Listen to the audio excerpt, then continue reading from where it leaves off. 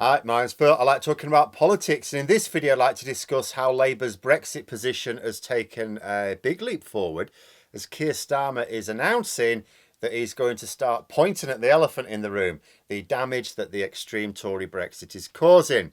But first, if you'd like to be notified of daily news and politics, please subscribe to the channel and click the bell notification icon. So I'm going to chart a bit of a trajectory here as Labour get ready to actually start pointing out damage that Brexit is doing. So back in 2020, with the UK out of the EU, but before we had a trade deal agreed, I remember an interview with David Lammy, who's now Labour's shadow foreign secretary, where he talked about how Labour are going to go along with Brexit. He said, along with most of the shadow company, we have to remember, including Keir Starmer, they were vocal critics of Brexit. David Lammy, very vocal critic of Brexit. So were many other members of the current leadership, and desperately pushing for a confirmatory people's vote referendum. So in this interview, Lammy said that Labour were going to have to go quiet on Brexit for a while, but that he couldn't wait until they could start tackling it again. In other words, back in 2020, we knew that this was strategy. It wasn't rabbit trapped in headlights. Oh, what do we do about Brexit? We don't know. We don't know what to do. They knew what to do. They had a strategy. We don't necessarily know that every little bit of it was the correct strategy, but we knew they had a strategy, a long-term strategy, and we knew it was a strategy that meant that they would start tackling Brexit at some point. Now, at the time, in 2020, Starmer's argument for going quiet was he didn't want the Tories to have any excuse for dodging responsibility. He didn't want them to say, oh, well, you undermined us by arguing again. So he left the negotiations up to the government without any hassle from him. He left the deal up to them. He left the implementation up to them. He left everything up to them. So it's all your deal. You can't say I opposed any of this. You went along with it. I can't stop you anyway. I ain't got the numbers. We also had COVID to deal with, and it would have made Labour look out of touch in many voters' eyes. We went from a big problem in 2019 if they were banging on about Brexit when everyone else was worried about the plague. Then last year, we exited the single market and the customs union, easily the most damaging aspect of Brexit. Yet Labour still adopted radio silence. Why? Well, even I was a little confused at this because COVID was not fruitful for them. It wasn't a hill to fight on for them because the public thought the Conservatives were doing really well with it. They got the vaccine boost and everyone. And I remember saying at the time, the only thing Labour can do to really pin the Tories down now is discuss Brexit. But they didn't. The consequences were immediate. There was plenty to attack. But the reason is because public opinion hadn't yet caught up. People say that Labour needs to lead on this. They should be the leaders on this. They should explain to the public what's going on, and then that shift in public opinion will happen sooner. But that's not the case, is it? Because, as I keep saying, if Labour's powers of persuasion were that good, they wouldn't be in opposition. The Conservatives have a popular and well-funded client media to push their policies. Labour do not. Labour have to keep roughly in step with public opinion, or they'll be seen as out of touch. People don't vote for parties seen as out of touch. And when I say public opinion as well, let me be crystal clear what I mean. I don't mean the overall public. I don't even mean the voting public. I mean those members of the public who might vote for Labour in the seats where they've got a credible chance of winning. We're not talking about people who will never vote Labour. No point trying to please them. What's the point? You don't get any votes. We're not talking about people who might vote Labour, but they live in seats where it'll make no difference. Their opinion will only matter if we get proportional representation, not before. In order to effect any good change in this country, Labour have to win power. They do that by appealing to swing voters in target seats. If they try to widen that appeal, they reduce their chances of winning. They have limited resources, a hostile media, and a first-past-the-post system to contend with. This is to say nothing of the laws that the Tories have been bringing in to make a fair election much less likely next time. But that key public opinion has now shifted. Actually, interesting timing. Starmer will, of course, had this announcement already planned, but I saw polling this weekend that indicates that a massively increased number of people compared to this time last year believe that Brexit has made their lives worse. Now consider this. So far, people have struggled to see the link between Brexit and their lives.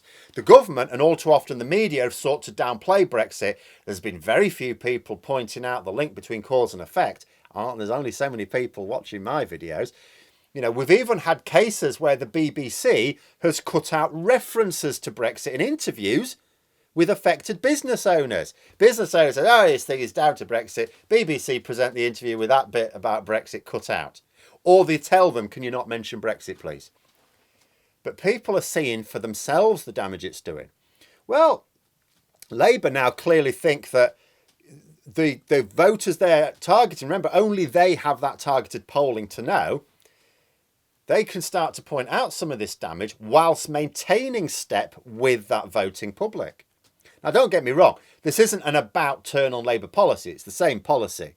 Because remember, it's all part of a long-term strategy. The policy is still the same in general terms. We're just getting more details today. The other week, David Lammy set out more details on the general policy of alignment with the EU, which is an essential first step on the path to rejoining. Labour still rule out single market and EU membership. This irritates some people, but they need to remember it's impossible to deliver in the next Parliament anyway. Labour's policies right now should be about winning power. Any policy that doesn't help them win power is a dead weight. It doesn't matter how important you think it is. If it's not going to help them win power, it's dead weight. Anything that goes into their manifesto is for the Parliament they hope to win power in. It's not a covenant for a future election. They're not setting out their promise for the next 15, 20 years. It's for one Parliament, which is a maximum of 5 years. If in the next Parliament, Labour can win power and achieve sufficient alignment that single market entry is feasible, that policy will change. You mark my words, it will change. Consider what Labour keeps saying about the single market. What do they keep saying? What does Starmer keep saying? There's no case for joining the single market. Yes, I know. I can quite happily stand here and talk unscripted for quite a long time about the very clear case for joining the single market. But in politics, language matters. Labour aren't saying that joining the single market would be bad. They're not saying that it's not in the UK's interest. They're not saying it would be bad and harmful. They're not saying we'd be better off outside it. They're not saying any of those things. This phrase, no case for joining, is incredibly ambiguous. And people keep saying, of course there's a case. And what would the case I would make? The case I would make would be economic and social. But also consider this. The Labour leadership and the wider membership, as well as the voter base, are the clear majority are pro-EU. That inevitably means there's no political case. That's what they mean. The economic and social case is overwhelming. I could make it for hours. But the political case is what matters. And that'll change. Just look at what's happened. For over 2 years, Labour have avoided talking about Brexit except when absolutely necessary. Now they're changing that. Time to point out the damage of the Tory Brexit. Not Brexit itself, I'm sure. Don't get too excited. You know, I don't think they're going to attack Brexit as a concept. They'll attack the Conservatives' interpretation of Brexit.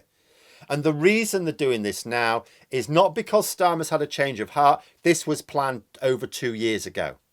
Long-term strategy, as alluded to by David Lammy 2 years ago. This is just a new pre-planned phase. They were waiting for this trigger. It's now happened. And it's been made possible because public opinion has caught up. Think of the timing.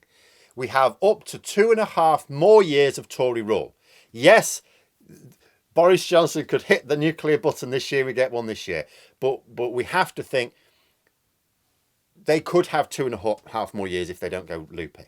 2.5 more years of divergence from the EU. Think how much further public opinion will have moved then. Especially in that 2.5 years, Labour are able to discuss the damage of Brexit more openly. So you create maybe a bit of a snowball effect. Of course, with still an eye on electoral strategy. Don't get too excited. Then let's say Labour win power at the start of 2025. Like I said, could be sooner, but the most likely scenario. Then they've got 5 years to reverse some of that damage through closer alignment.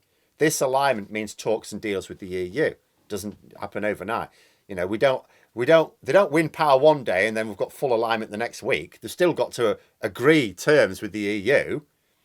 Takes then a little bit more time to see the effects. You need the trade data to be coming in. Remember, a lot of the businesses that have been hit by Brexit have gone under. So, you'll ease things for the businesses that managed, but you need more time for more of it to come online. I don't think we'll be waiting long, though. We're not talking 50 years. It'll be fairly quick, but it won't be overnight. So then there'll be another general election 7 years from now. 7 years from now. 7 years before it's even possible to join the single market again. Because in that time, we've got to get rid of the Tories. That could take 2.5 years. Then we've got to align anyway before we can join the single market, get the infrastructure in place, get the rules in place. Imagine how far the public and maybe even the Conservative Party may have shifted in that time. I do wish people would stop seeing Labour as being somehow Brexit enablers when all of their top team are clearly anti-Brexit. A political strategy is not a case of standing up for what you believe in, as much as people would like to think it is. It's a case of standing up for what your voters believe in, because you need their votes to win power. And the voters are fickle. But Brexit was always going to be messy, and the extreme Tory Brexit we got was always going to be catastrophic. We're going to rejoin the customs union, the single market. Of course we can. It's economic nonsense not to. And Labour are going to take us towards that objective. If they remain in power for the next 10, 15 years, it'll be Labour that takes us in. Now, I don't know what path towards full EU membership will be like. That is a trickier prospect. Some may argue that once we're in the EEA, the political appetite for full membership may decline. After all, there are EEA countries outside of the EU that are happy enough with their lot. And that may be true. Although I still think that a massive economy like the UK stands to gain a lot more from EU membership than a smaller economy. The likes of Norway and Iceland wouldn't really have major influence in the EU. The reason why I argue we should be members is in the EEA we'll be adopting EU rules, but we don't get a say in them.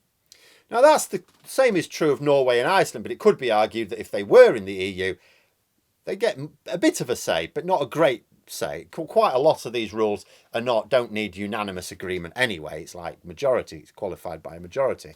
So a small economy would have a relatively small number of seats in the EU Parliament, whereas the UK was one of the big three driving reforms. So I think there's a stronger case for the UK joining. But that is an objective that is a long way off. My biggest fear with Brexit has never been just how much damage the Tories will bring, because the damage will be clear, the damage will be there, people won't be able to deny it. I was always confident of that. My biggest fear has always been pro-EU voters voting for the anti-EU government, effectively, even if not directly. People voting for the Greens or the Lib Dems in a seat where they should vote Labour because of the stance they've adopted. Oh, they're not anti-Brexit enough. As if enabling the Tories gets us anywhere. The thinking is, well, we'll let Labour lose again, then they'll see it's because of their Brexit stance, and then they'll adopt a better Brexit stance, and then at the next election we'll vote for them. It's like, but that will never happen. Because what these people don't understand is they are out of step with public opinion. Labour aren't. But hopefully this latest phase in Labour strategy will win some more over. I've still seen some of the bad takes. And yes, they are going to infuriate people. They're still going to be talking about making Brexit work. They're still going to be ruling out single market and EU membership. But those are things that they're not going to do because they can't do them. If they move out of step with public opinion, and remember, when I say public opinion, I mean the voters that are going to determine the next election, they won't do anything because they'll still be in opposition. What is the point of promising something in 10 or 15 years if an election win gives you 5 years at the most before the next election? Only make promises you can keep. And the only promise they can make is closer alignment. Even this needs agreement with the EU, but that won't be a problem realistically. The route back to the EU goes over the rotting courts of this extreme Tory Brexit government. It's that simple. This latest move by Labour is driven by political strategy. And I've said before, they're not getting everything quite right, but they are getting a lot right. They need to keep in step with their voters, as you should probably expect in a democracy anyway. But democratic or not, it's an essential strategic move. Yes, it's frustrating to people who want things to move more quickly, but we don't have a choice of speed. It's not like a choice between two parties wanting different speeds. We have a choice of direction, that's it. The Tories want to take us in the direction of isolation, pain and suffering. Labour want us to take us in the direction of closer alignment and lowering of trade barriers. It's the direction we get to choose at the next election, and that is it. Which direction do we want? Because there is no future where Labour just stops. Don't want to imagine, oh, they're ruling out single market, so they'll do all this alignment. Then they'll stop because they can't go any further without rejoining the single market. As if they're just going to stop short, including freedom of movement. That makes no sense. How does that make sense? How would they expect to win elections without ideas for future improvements? Of course they're not going to stop. No one stops. You know, alignment now. Then single market and customs union. I don't know in which order. Then the major battle will be full membership again. That's in the far future. Because that's the real battle. Everything up to that point, including single market membership, is inevitable. As soon as we get rid of these Tory arsonists, keep them out of power, it's inevitable. Absolutely inevitable. But those are my thoughts. Let me know yours in the comments below. Hope you found the video interesting. If you did, please click the like button. If you'd like to support the channel further, the join button for memberships. And until next time, I'll see you later.